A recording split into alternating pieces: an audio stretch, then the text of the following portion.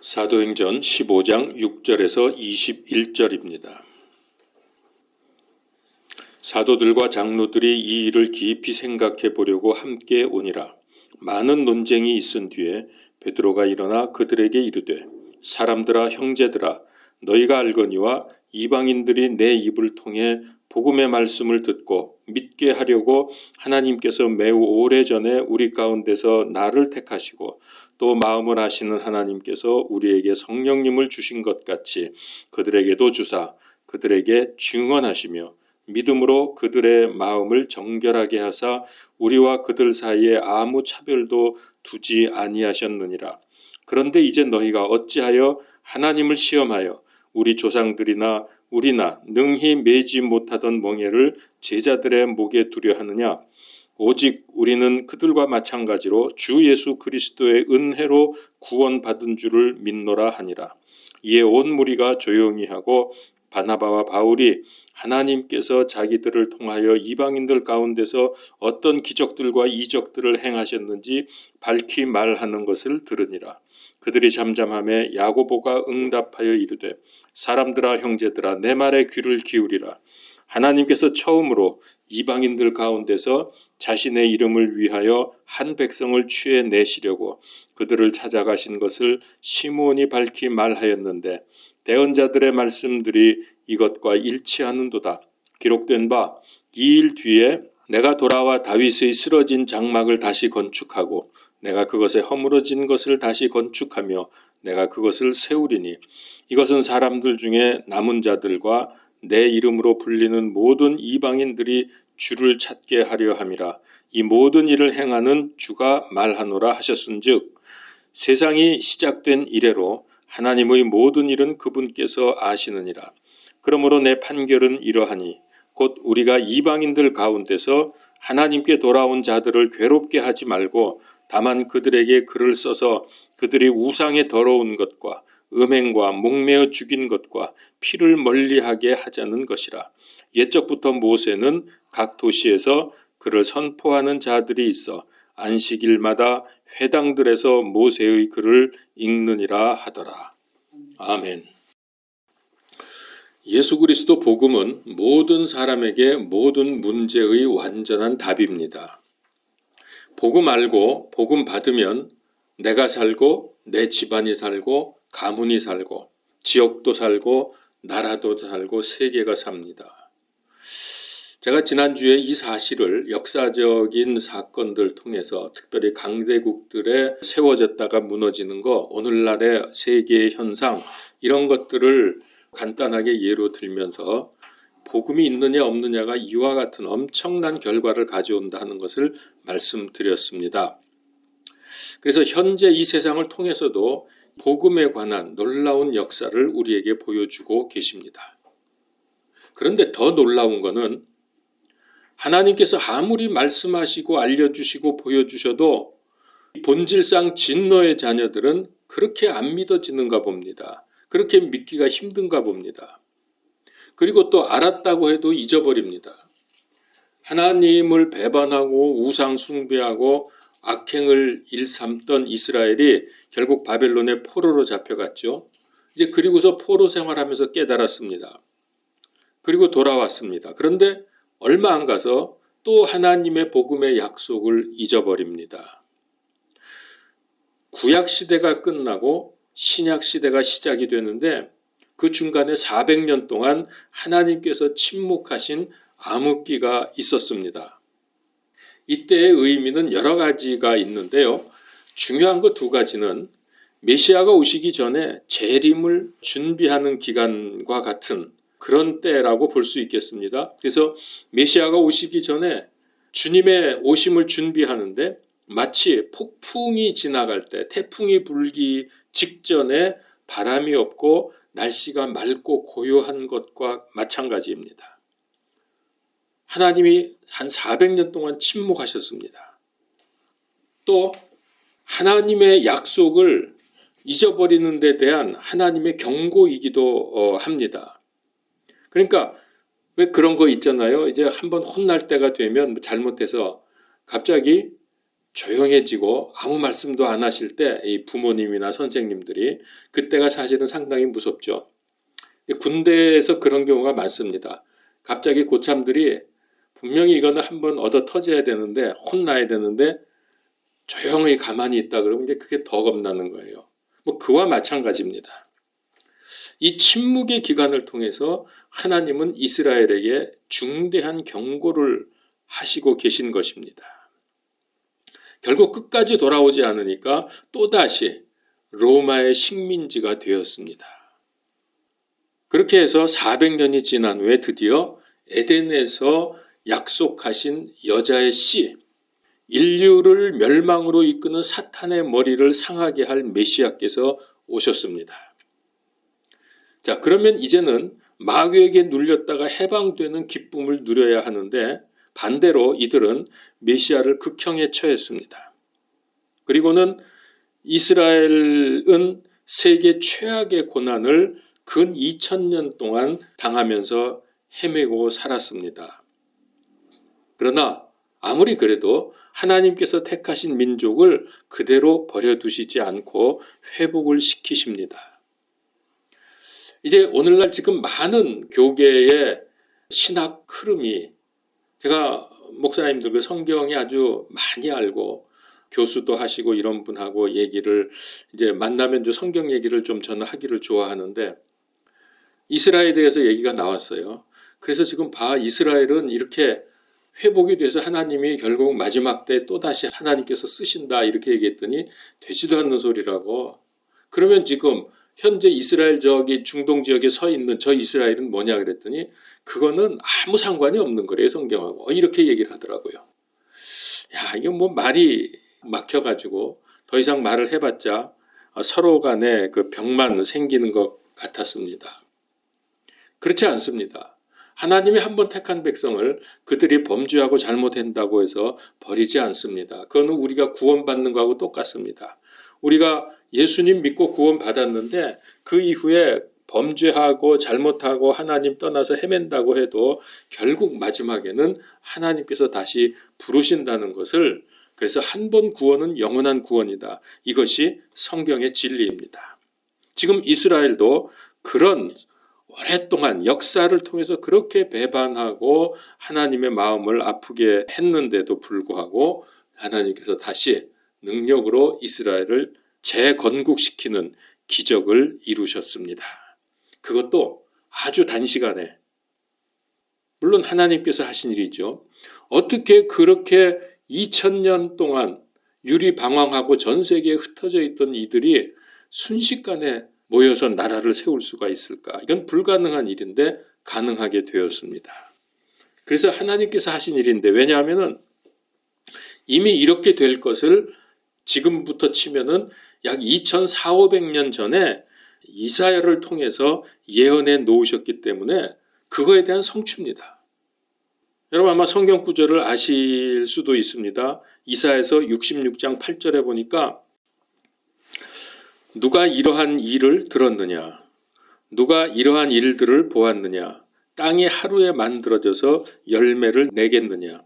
혹은 한 민족이 순식간에 태어나겠느냐? 시온은 진통하자마자 자기 자녀들을 낳았도다. 이 시온은 이스라엘을 말하는 겁니다.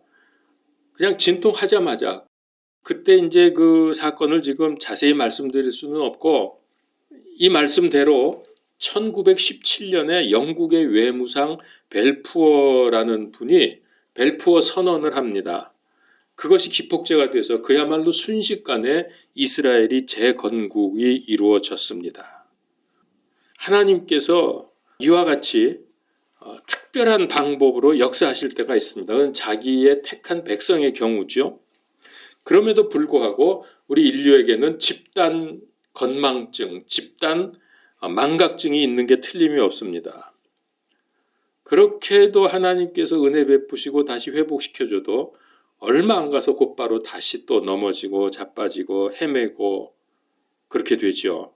그게 인류의 역사입니다. 성경 말씀과 이 세상 돌아가는 것을 비교해 보면은 정말 성경 말씀은 진리고 하나님은 살아계시는 게 너무나 확실한데도 더 이상 무슨 증거가 필요하겠느냐 하는데도 그래도 안 믿습니다.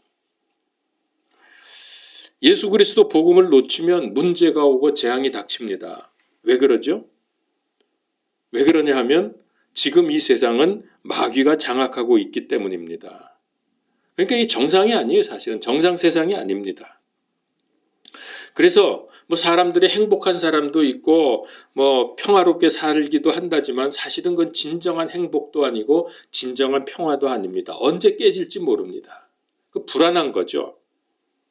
사랑도 없고요. 그래서 이 문제를 해결하기 위해서 이스라엘이 로마의 지배를 받을 때에 드디어 오시기로 약속되었던 메시아가 예수님이 오시게 된 겁니다. 인류를 죽음과 고통으로 몰아갔던 마귀 세력을 꺾는 주인공이 오셨습니다. 그분은 자신이 예언된 메시아임을 증거하기 위해서 이 땅에 계시는 동안 많은 사역을 하셨습니다. 진리를 가르치셨고 병자들을 고치셨고 또 풍랑도 잔잔하게 하시고 무리도 걸으시고 오병이어의 기적, 소경의 눈도 뜨게 하시고 죽었던 사람도 심지어는 살리셨습니다. 왜 이런 일을 하셨죠? 자기가 메시아라고 예언된 메시아, 즉 하나님이라고 하는 것을 우리에게 알려주기를 원하셨던 겁니다. 능력이 있다는 것을 보여주기 위해서가 아니고 자랑하기 위해서가 아니고 이거는 사람이 할 수 없는 일 아니냐. 어떻게 사람이 이런 일들을 할 수 있느냐. 내가 하나님이다. 나를 믿으면 구원받고 복받는다. 이거를 알려주시기 위한 사역이 복음서에 나오는 예수님의 공생애의 사역들입니다. 그래서 자신을 믿고 구원받고 복된 삶을 누리도록 우리를 계속해서 초청하시고 인도하시고 또 사람들이 놀라운 교훈을 듣고 감동을 하기도 하지 않았습니까? 야, 어디서 저런 지혜가 나왔을까? 그렇게 감탄을 하기도 했습니다. 그럼에도 불구하고 그 모든 것을 통해서 한 가지입니다. 예수님의 공생의 사역은 딱 한 가지. 내가 메시아 그리스도다. 내가 하나님이다. 하나님 아니고서야 누가 이렇게 할 수 있느냐 이건데 그래서 믿고 구원받으라고 하는 것인데 그런데도 유대인들은 끝까지 믿지 않고 죽였습니다. 정말로 예수님 믿고 하나님 자녀 되고 예수 그리스도를 인생의 답으로 받았다고 하면 하나님께서는 여러분들을 끝까지 책임지시고 하늘 왕국까지 인도하실 것입니다. 이스라엘을 통해서도 우리는 이 사실을 알 수가 있어요. 이스라엘은 완전히 소멸됐다고 봐야 되는데 하나님이 하시니까 순식간에 세워져가지고 지금 전쟁을 그렇게 많이 치르고 있는데도 그 혼자서 얼마나 많은 상대를 다 감당하고 있습니까? 놀랍지 않습니까? 하나님이 하시는 일입니다. 그러니까 사탄은 이 축복을 받지 못하게 자꾸 잊어버리게 만듭니다. 우리가 언약 받고 하나님께 하신 일들을 자꾸 잊어버리게 만들어요. 딴짓하게 만듭니다. 자, 하나님께서는 복음을 받고 예수님을 믿는 자들을 축복하셔서 쓰십니다. 근데 여기에 이 축복의 대열에 들어오는 게 매우 중요합니다. 윤리도덕적으로 훌륭하고 지식이 많은 사람을 쓰시는 게 아닙니다. 초대교회 교인들은 바울 말고는 거의 대부분이 무식한 어부들이고 죄인들이었고 세리들 이런 사람들이었습니다. 그러니까 세상적으로는 무시당하고 별 볼 일 없는 사람들이었습니다. 그런데 하나님은 똑똑한 바리새인들을 쓰지 않고 이런 사람들을 쓰셨습니다. 오해하지 마십시오. 무식하고 악해야 하나님이 좋아하신다는 말이 아닙니다. 훌륭하고 똑똑하면 안 된다는 말이 아닙니다. 중요한 것은 복음이 있느냐 없느냐. 이것이 축복받고 쓰임받는 기준입니다. 아주 간단합니다. 복음. 근데 좀 이상한 거는요. 다는 아니지만은 대체로 유식한 사람일수록 복음을 더 모릅니다. 공부 많이 한 사람일수록 복음을 거부하는 경향이 많습니다. 물론 바울 같은 사람도 있지만은 바울은 공부를 많이 했습니다. 그런데 그리스도 알고 나서 나는 그리스도 십자가 외에는 아무것도 전하지 않기로 했다. 이렇게 고백을 합니다. 바울은 그 당시에 최고의 학자였습니다. 물론 그 바울의 그 고백은 공부하는 거 필요 없다는 게 아닙니다. 가장 중요한 것을 발견했다. 그 말을 하기 위해서 한 말이지 공부도 필요 없고 뭐 세상에서 노력하고 이런 거 다 필요 없고 그런 게 아닙니다. 자, 오늘 말씀은 예수 그리스도 복음이 전파되는 과정에서 시비가 일어났습니다. 율법 때문에. 예수 그리스도 십자가 구원을 망각하고 또다시 이 교회 안에서 율법이 다시 고개를 들기 시작을 합니다. 왜 믿음 대신 할례 받고 율법 지켜야 구원받는다고 주접을 떱니까? 그리 은혜 받고 구원의 기쁨을 경험했으면서도 말입니다. 건망증이 아주 중증이죠. 갈라디아서도 보면 이런 걸 우리가 볼 수 있습니다. 갈라디아 교인들이 처음에 바울이 복음 전했을 때 얼마나 기쁨으로 받았는지, 참 그래서 교회가 세워지고 그랬는데 바울이 떠나고 나서 곧바로 갈라디아 교회는 율법으로 돌아가 버립니다. 그래서 갈라디아서를 보게 되면 여러분 복음이 확실하게 어느 복음서보다도 복음을 강조하면서 그 율법에 대한 그 책망과 공격을 아주 심하게 합니다. 그러면서 내가 전한 복음 외에 다른 복음을 전하면 저주를 받을지어다 그러면서 아주 강력하게 그렇게 공격을 하죠. 그만큼 이미 초대교회 때부터 이런 율법주의, 행위구원 이런 것들이 교회를 끊임없이 공격을 하고 있다는 것입니다.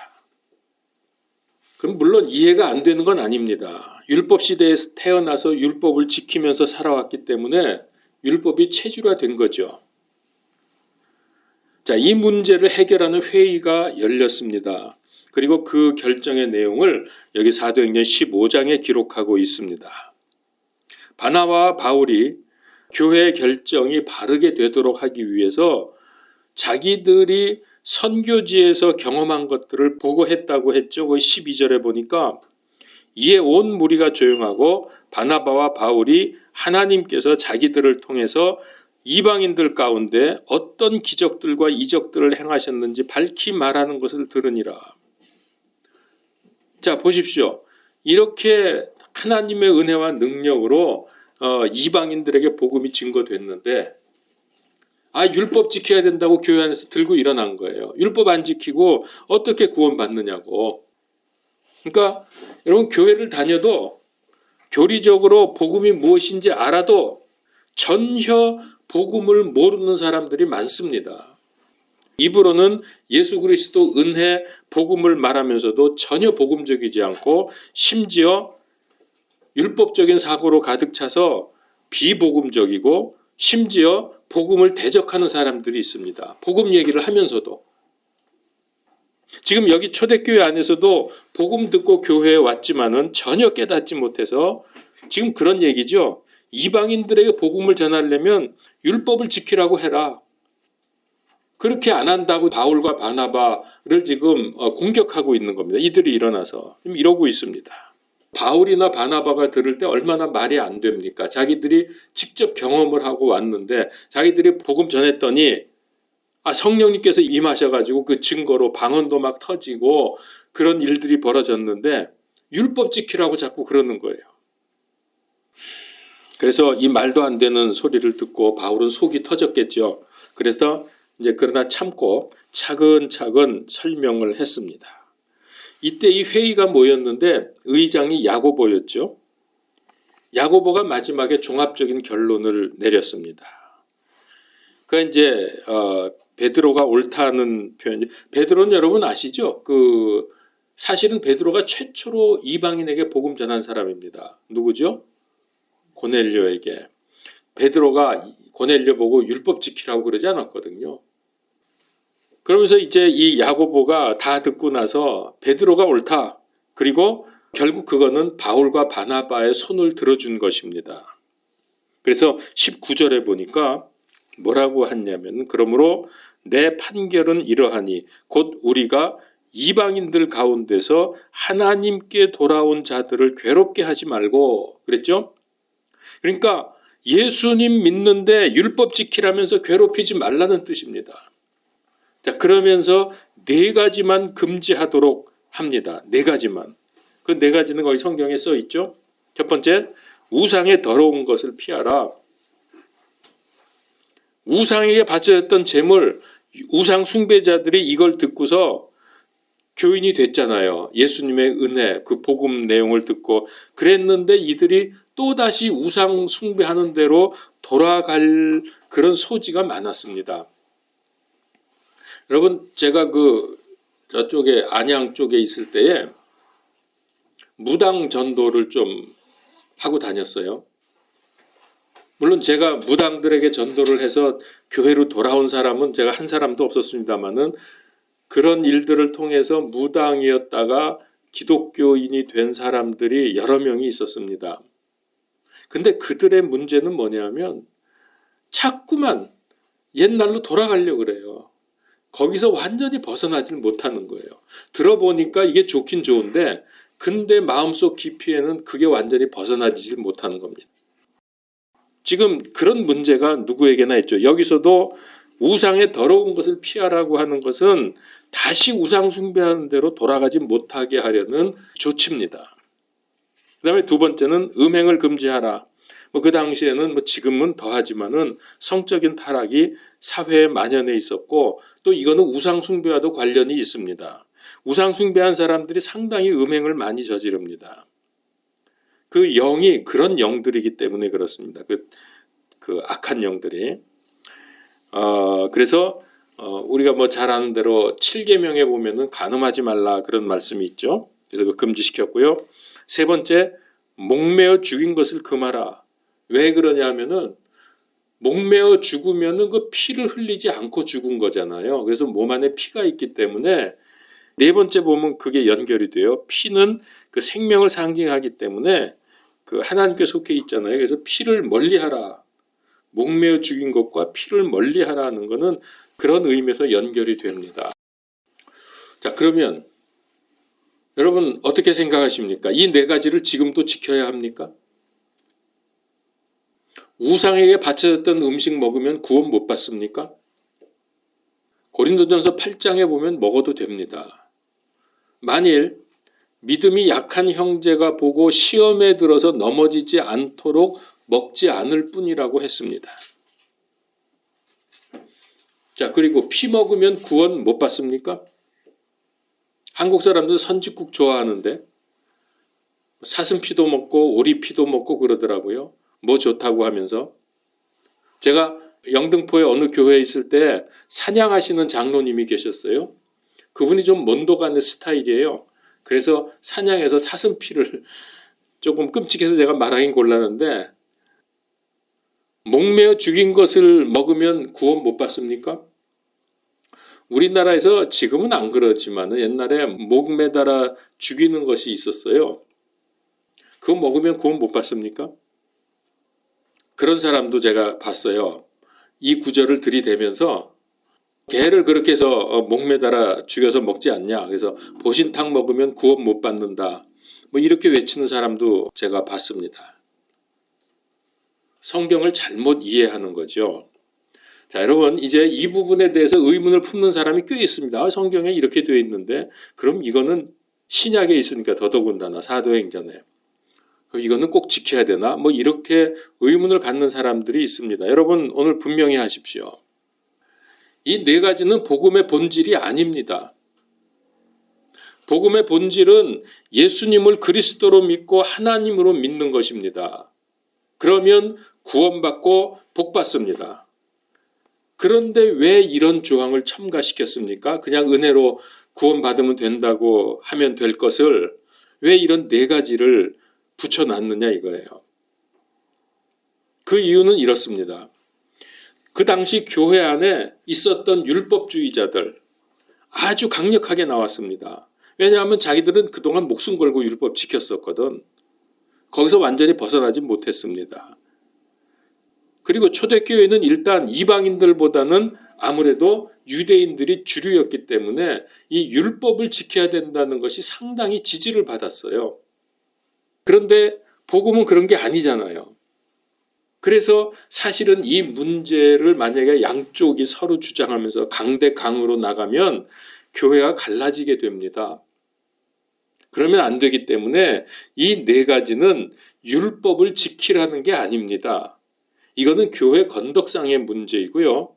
복음의 본질이 아니라 복음 받은 사람들이 그 시대 상황에 따라서 지키게 되는 것이기 때문에 사실 이거는 복음에 아무런 지장이 없는 조항들입니다. 결국 율법주의자들의 패배죠. 그러나 그들이 극단적으로 나가지 않도록 하기 위한 조치입니다. 이게 왜 중요합니까? 이게 왜 성경에 기록돼서 오늘 우리까지 보게 만드십니까? 아직도 복음을 못 깨달은 사람들이 교회 안에서 떠들기 때문입니다. 그러니까 교회가 자꾸 어려워지고 교회에서 충돌이 일어나고 위기가 옵니다. 여러분 지금 교회에서 저는 잘 모르겠습니다만 요 얼마 전에 얼뜻 유튜브에서 제목을 보니까 요즘에 엄청나게 교회들이 쌈박질하고 갈라지고 왜 이러냐고 그러면서 아주 그런 제목을 제가 봤어요. 그래서 요즘에 교회들이 문제가 많은가 이런 생각을 한 적이 있었는데 그건 요 며칠 전 얘기입니다. 그때 초대교회 시절만 그런 게 아닙니다. 지금은 오히려 더하죠. 불신자 한 사람이라도 더 구원해야 되고 선교해야 되는데 지금 이 교회 안에서 지키니 마니 이거 되니 안 되니 그러면서 이거 가지고 싸우면 안 되죠. 그래서 사실 이 네 가지를 말씀하신 것은 상당히 지혜로운 겁니다. 율법주의자들을 잠재우면서도 더 이상 분란을 일으키지 못하게 하면서도 복음을 확실하게 세워준 그런 결정입니다. 이게 이제 얼마 안 가서 다 흐지부지 됐을 거예요. 왜냐하면 복음은 은혜로 되는 거니까. 성경의 족보들이 나오는데요. 중요한 의미가 있습니다. 근데 성경 족보를 보면 크게 두 가지 흐름이 있습니다. 하나는 창세기 4장에 그리스도 언약을 놓친 족보, 가인을 통해서 내려가는 족보고요. 그 다음에 5장에 보면은 언약 붙잡은 족보, 즉 복음 가진 족보입니다. 이 복음 가진 족보를 통해서 하나님의 축복이 흘러가고 있었습니다. 학교 다닐 때 릴레이 경주 해보셨습니까? 달리기 할 때 릴레이 하는 거. 그와 마찬가지입니다. 마치 릴레이 경주하듯이 하나님의 축복이 복음 언약을 붙잡은 가문과 사람들을 통해서 복음의 바톤이 계속 전달이 되는 거예요. 그 다음 사람 계속 하면서. 이게 지금 계속 진행이 되고 있습니다. 이 흐름을 우리가 성경에서 보는 게 중요합니다. 성경에서 윤리 도덕만 보지 마시고 옛날의 시대 상황만 보지 마시고 성경을 읽으면서 이 언약 잡은 사람들이 그들을 통해서 흘러가는 이 약속이 끊어지지 않고 계속 되어가는 이거를 우리가 보는 것이 성경에서 중요합니다.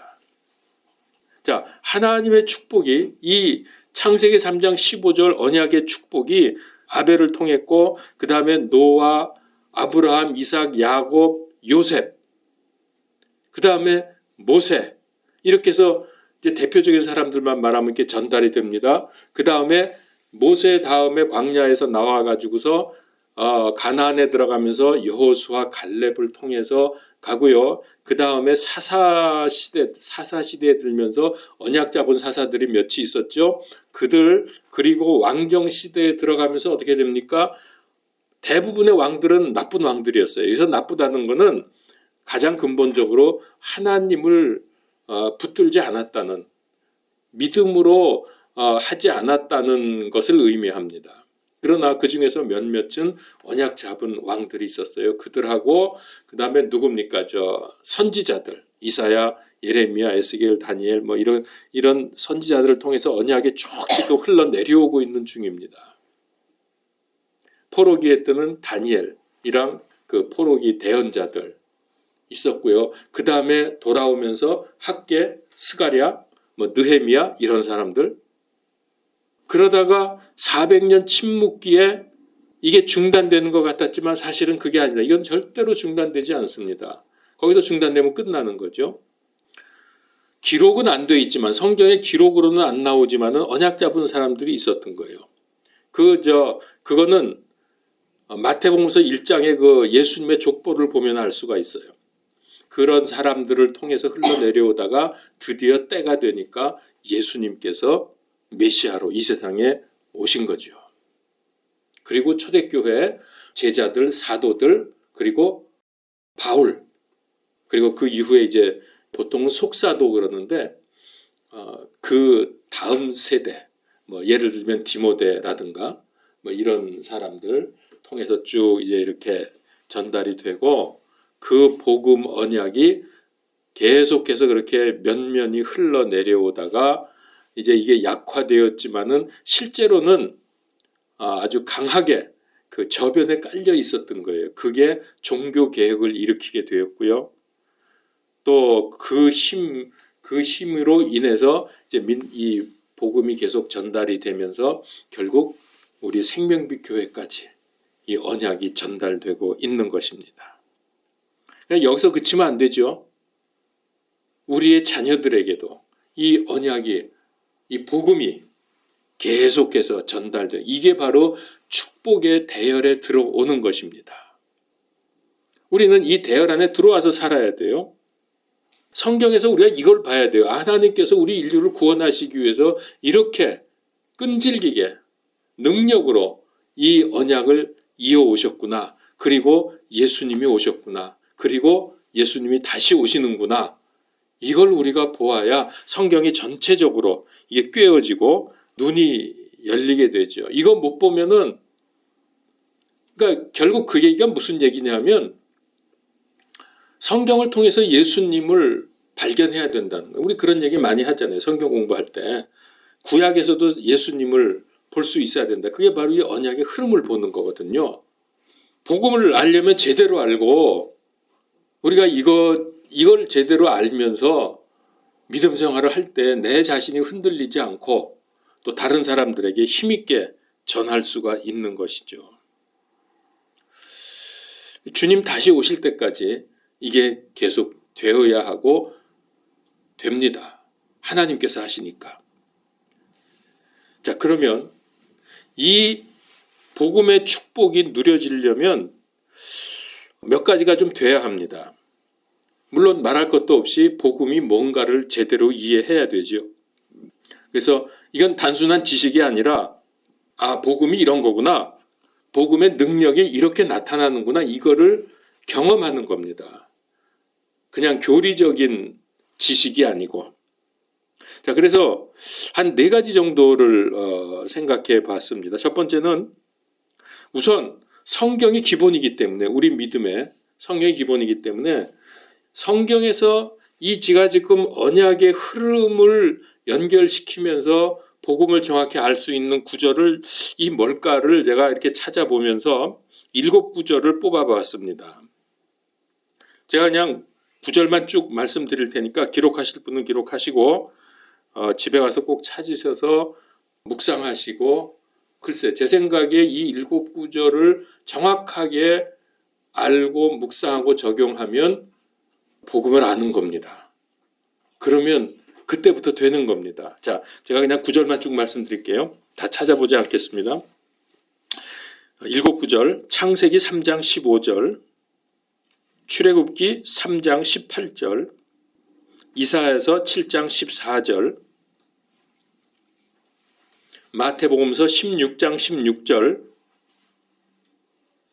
요한일서 3장 8절, 사도행전 1장 8절, 그리고 마지막 계시록 22장 12절.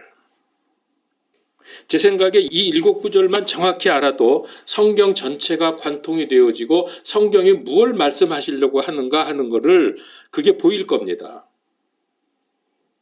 이거 못 보고서 성경은 읽어봤자 사실 별 의미가 없어요. 그냥 글씨 보는 것일 수 있어요. 은혜 못 받는다는 건 아니지만 핵심을 우리가 잡아야죠. 자, 두 번째로 이렇게 우리가 복음이 분명해지고 확실해진다면은 어떤 결과가 오느냐? 흑암이 견디지 못하고 도망갑니다.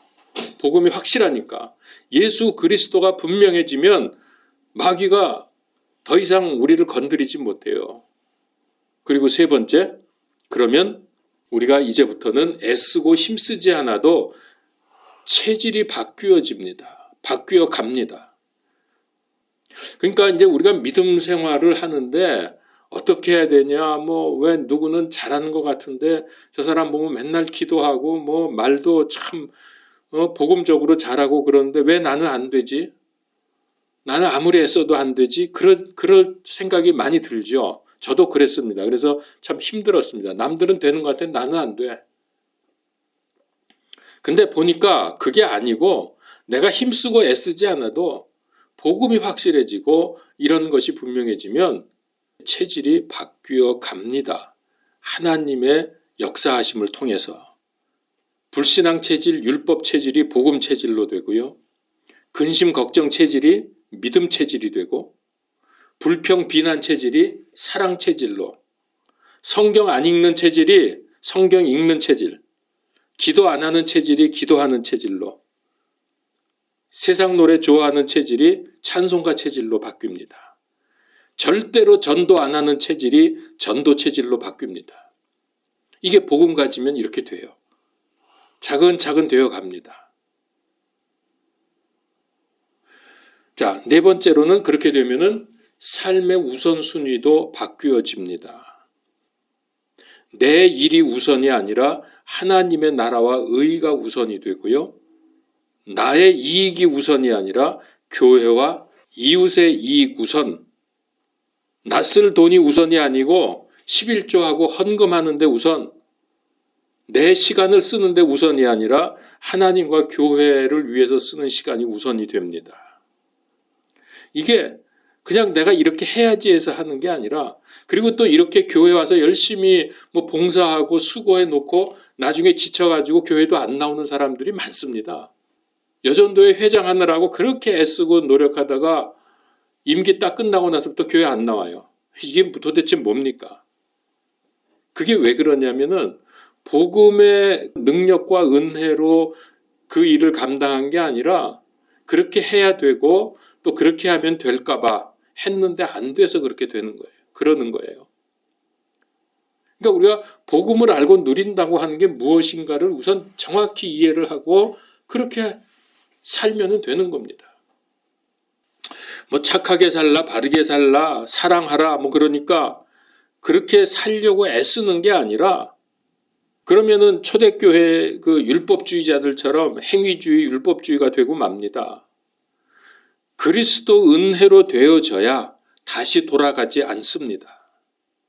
내 힘으로 하면 반드시 다시 돌아갑니다. 그리고 굉장히 힘듭니다. 내 노력이 아니고 그렇게 저절로 마음이 되고, 아까 체질도 얘기하고 우선순위 얘기도 했는데 그게 내 노력이 아니라 하나님의 은혜로 하나님의 역사하심으로 되어질 때 그게 진짜 행복입니다. 그때 그 기쁨은 정말 말로 할 수 없고요. 표현이 잘 안 되죠. 그리고 그게 바로 진짜 간증입니다. 그런 거 하는 게. 어떻게 했더니 기적이 일어나고 병 고쳤고, 물론 그것도 간증거리인데 그때 들을 때는 와 하고 그러지만은 그거 돌아서면 다 별 의미가 없어요. 왜냐하면 이게 진짜 복음 누림에서 나오는 게 아니기 때문에 그래요. 자, 그러면은 다섯 번째로 이제 제가 말씀드린 거지만 그렇게 우리가 바뀌어지면, 바뀌어 가면 그게 성령 충만이고 은혜 충만입니다. 여러분, 성령 충만, 은혜 충만 이거 많이 부르짖고 많이 듣는데 뭐가 성령 충만이고 뭐가 은혜 충만입니까? 마음이 뜨거워지고 막 으쌰으쌰 하는데 나도 동참하고 그러면 그 충만입니까? 그게 얼마나 지속됩니까? 그게 기도원 가고 집회하고 부흥회 가는 거 도움은 되죠. 그러나 그게 충만해지는 길은 아닙니다. 결국은 그렇게 해서 도움은 받아도 내가 성경 말씀을 통해서 나의 기도를 통해서 진짜 복음이 깨달아지고 누려지면서 이렇게 내가 바뀌어져 가는 것, 되어지는 것, 하나님의 은혜로 이걸 가리켜서 그게 성령 충만이고 은혜 충만입니다. 성령님께서 충만해야 그렇게 내가 바뀌는 거예요. 뜨거워져야 바뀌는 게 아니고. 자, 그러면 이제 6번째.